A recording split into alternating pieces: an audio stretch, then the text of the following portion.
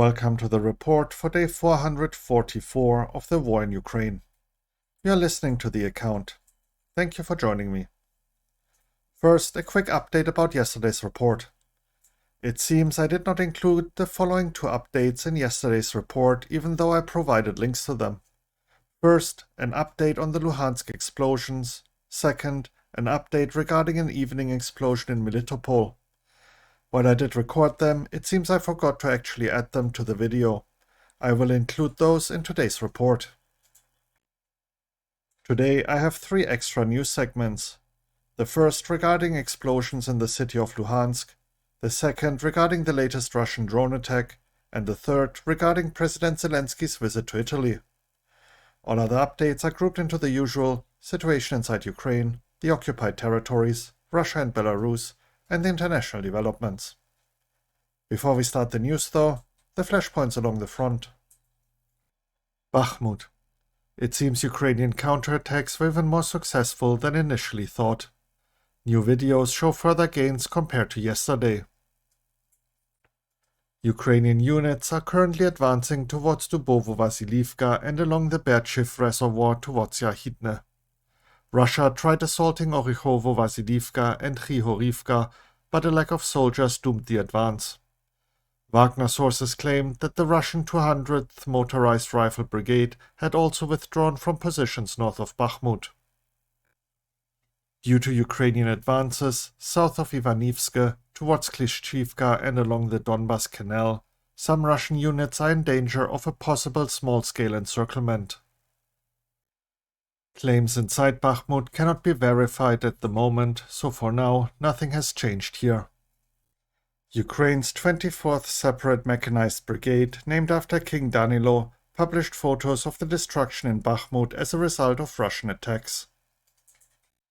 Colonel General Alexander Syrskyi, the commander of the ground forces of the Armed Forces of Ukraine, stated that Ukrainian forces are advancing in some areas around Bakhmut, while Hanna Maliar, Deputy Minister of Defense, reported that Ukraine has not lost any positions in Bakhmut this week. And to start the news segment, the updates on the explosions in Luhansk. A representative from the Luhansk People's Republic claimed that the missiles used were Ukrainian-made Rom-2. Additionally, a decoy missile, presumably a US-made ADM-160B, to distract air defenses was found in Luhansk. Russia claimed that Viktor Vodolatsky, a member of the Russian State Duma, has been injured in the explosion in occupied Luhansk. At the same time, the video posted after the explosion shows the MP unharmed. It is unknown how he was injured, but maybe he got injured visiting the premises during the ammunition cook-off you can hear in the background of his video. A high-quality video was shared as well on social media, showing the destroyed premises of the Polypack factory.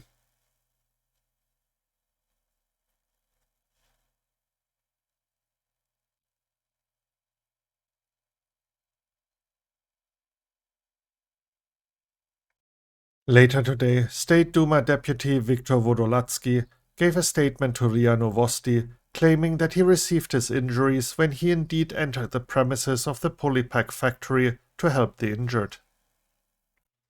And this morning, Luhansk was struck again. Russian media reported the second attack on the city in 2 days, with black smoke rising over the suburban village of Yuvileine. And now the updates on the latest Russian drone attack on Ukraine. Russian forces attacked Ukraine with Iranian-made Shahed 131, 136 attack UAVs from the northern and southern direction at midnight. 17 out of 21 drones were shot down. In Kyiv, the city's military administration reported that there was no destruction or casualties during the nighttime air attack launched by Russian forces, and all drones were shot down. In Mykolaiv, Iranian-made Shahed drones damaged buildings, causing fires and injuring 3 civilians. A critical infrastructure facility was hit in western Ukraine's Khmelnytsky Oblast in the early hours. So far, 11 people were injured. In an update, Yuri Inat, spokesman for the Air Force of the Armed Forces of Ukraine, reported that 4 drones hit Khmelnytsky Oblast. Additionally, the Khmelnytsky Oblast administration now reports 21 people as injured. In Chernihiv Oblast, border guards intercepted 1 Shahed drone and shared these pictures of the crash site. Footage of a massive explosion in Khmelnytsky was shared online as well. The videos show a massive fireball and mushroom cloud. So far, it is unknown what exactly was hit, but it does look like an ammunition warehouse or similar. It is also unknown what weapon hit the target. We know about the drone attacks, but Russian sources claim it was a Kinzhal missile. The secondary explosions are also noteworthy.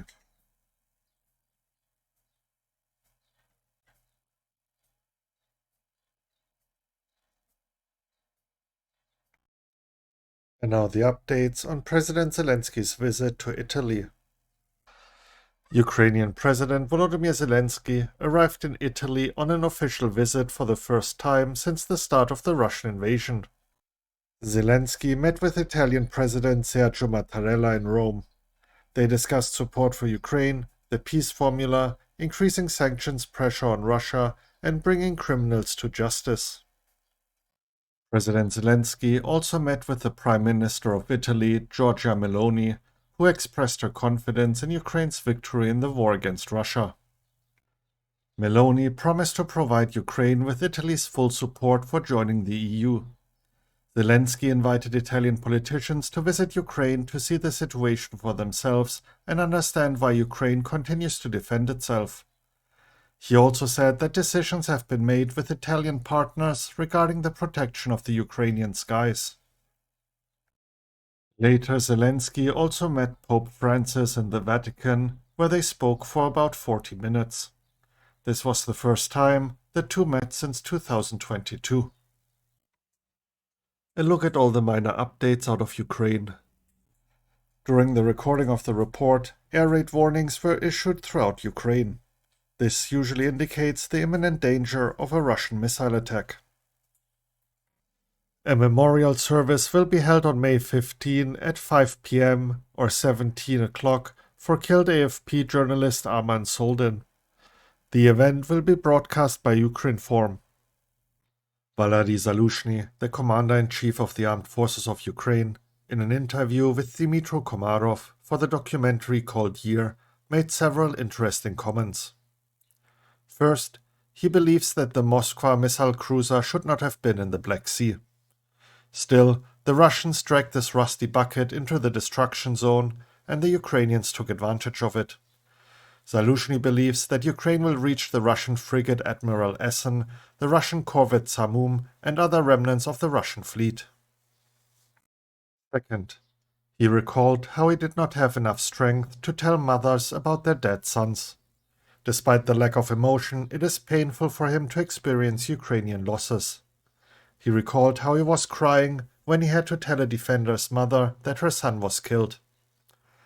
As the commander-in-chief, I don't want to show any weaknesses, but I am human. Once I cried when a mother was looking for her son. He was a helicopter pilot flying to the city of Mariupol. Even at that moment, while I corresponded with her, I had hoped that he was still alive and everything would be fine. And at that moment, I was told that he died. He is gone. Third, he believes the liberation of all occupied territories is not enough for the victory of Ukraine. Ukraine must do everything to ensure that everything that happened and began on February 24, 2022, never happens again. Foreign Minister Dmytro Kuleba had a phone call with US Secretary of State Antony Blinken, discussing weapon supplies to Ukraine and stressing how important the delivery of F-16s is. Next up, the latest regarding the situation in the occupied territories. An explosion in northern Melitopol in the evening left 3 districts of the city and parts of Zaporizhzhia Oblast without power. Petro Andriuschenko, advisor to the mayor of Mariupol, reported large explosions in the occupied city this morning. According to Petro Andriuschenko, advisor to the mayor of Mariupol, explosions were reported in the village of Respublika near Mariupol. Allegedly, a building housing Russian soldiers was hit. Andriuschenko claims at least 50 dead. Moving on to the news updates from Russia and Belarus. An air group of 2 Mi-8 helicopters, an Su-34 and an Su-35, crashed in Bryansk Oblast today. Kommersant reported that they were shot down and there were no survivors. According to available data, the fighter jets were supposed to deliver either missile or bomb attacks in Chernihiv Oblast, Ukraine, and the helicopters were intended to secure the pilots should they need to eject. The TASS news agency only reported about the crashed Su-34 and one Mi-8 helicopter, claiming its engine caught fire. Social media was flooded with videos showing the incidents.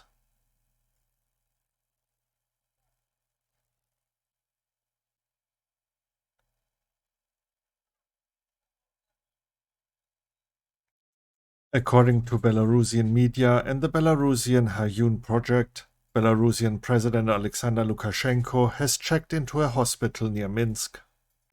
And to wrap up the news segment, the international developments. Russia tried to destroy a US-made Patriot air defense system in Ukraine with the Kinzhal hypersonic missile that was shot down. US officials believe the Russian picked up on signals that are emitted from the Patriot. The German government is preparing another military aid package to support Ukraine. It is worth about 2.7 billion euros and it will be delivered in the coming weeks and months. The package includes 20 additional Marder infantry fighting vehicles, 30 Leopard 1A5 tanks, 200 reconnaissance drones, logistics vehicles, 4 additional Iris-T air defense systems, as well as ammunition to Kyiv. Also listed are 18 howitzers and 100 armored vehicles.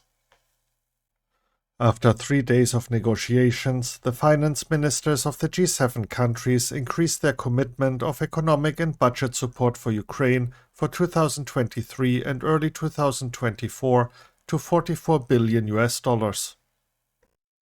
Sources in the German government stated that Ukrainian President Volodymyr Zelensky is expected to visit Germany on Sunday. Further details of the visit are currently unknown. Switzerland, who has been a neutral state since 1815, has broken with tradition and allowed the supply of arms to Ukraine.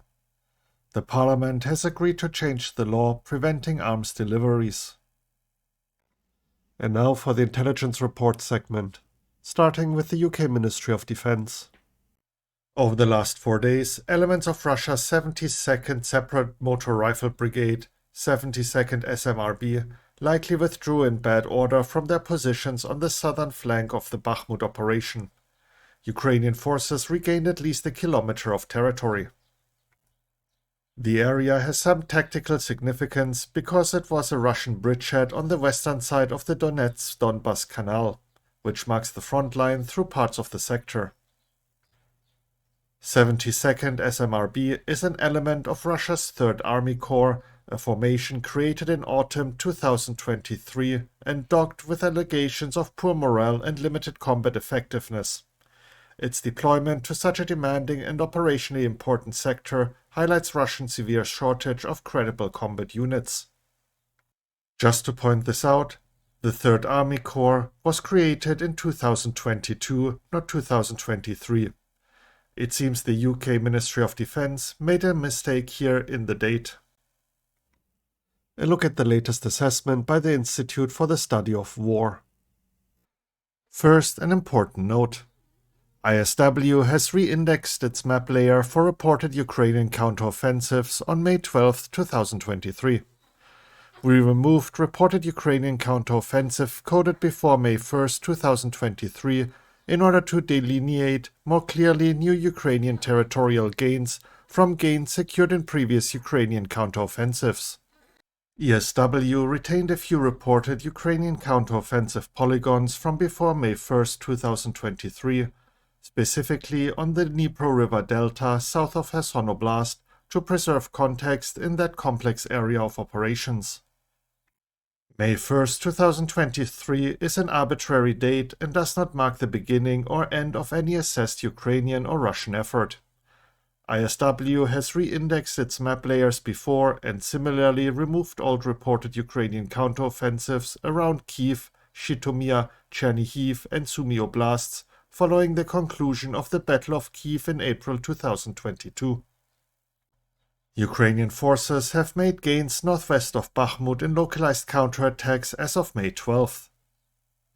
Russian mill bloggers and other prominent voices in the pro-war information space continue to respond to recent Ukrainian counterattacks with varying degrees of caution and anxiety.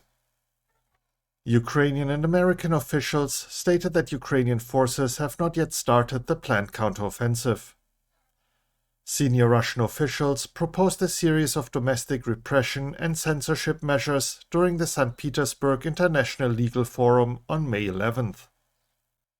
Former Russian officer and ardent nationalist Igor Girkin's newly formed Club of Angry Patriots held a press conference on May 12th to discuss its discontent with the current Russian conduct of the war in Ukraine.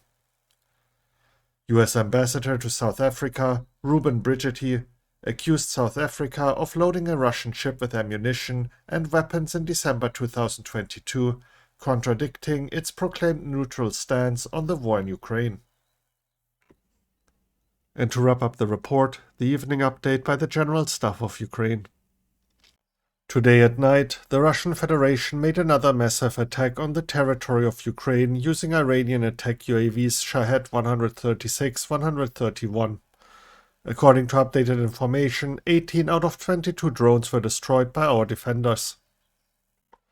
In general, during this day, the enemy launched a rocket attack with a S-300 missile against the civilian infrastructure of the city of Mykolaiv, as a result of which civilians were injured, a multi-story building and other civilian infrastructure were damaged.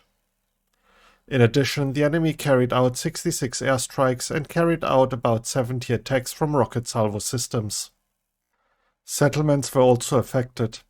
In particular, as a result of the shelling of Kostiantynivka, Donetsk Oblast, there are 2 dead and 11 wounded civilians. Among them are children. A private house was destroyed, 4 high-rise buildings and other civil infrastructure were damaged. The probability of launching missile and airstrikes on the entire territory of Ukraine remains high, because the enemy will continue to use terror tactics.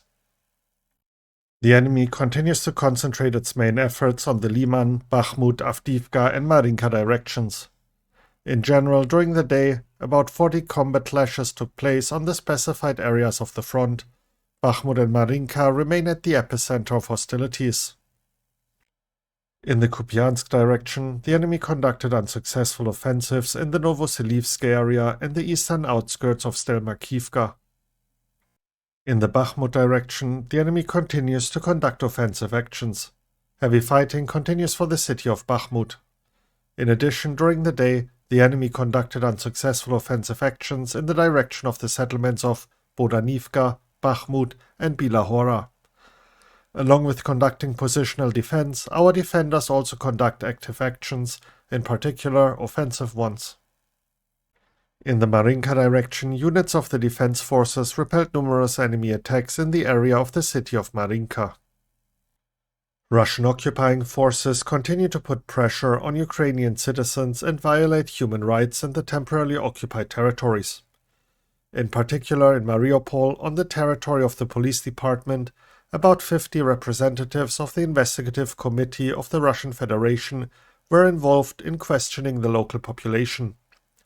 They take part in humiliating interrogations accompanied by abuse of the civilian population. At the same time, the Russian occupiers continue to use the infrastructure of temporarily captured settlements to provide medical care to their wounded servicemen. Recently, in the settlement of Tavrisk, Kherson Oblast, the invaders set up a field hospital on the territory of a kindergarten. The day before, the arrival of 3 military trucks with wounded occupants was noted. And that concludes today's report. Should you be interested in any article I mentioned, you can find links to them in the description as usual. If you enjoyed the report and found it informative, please consider sharing it with others and giving me a like. Thank you for tuning in and have a great day. You were listening to The Account. Slava Ukraini.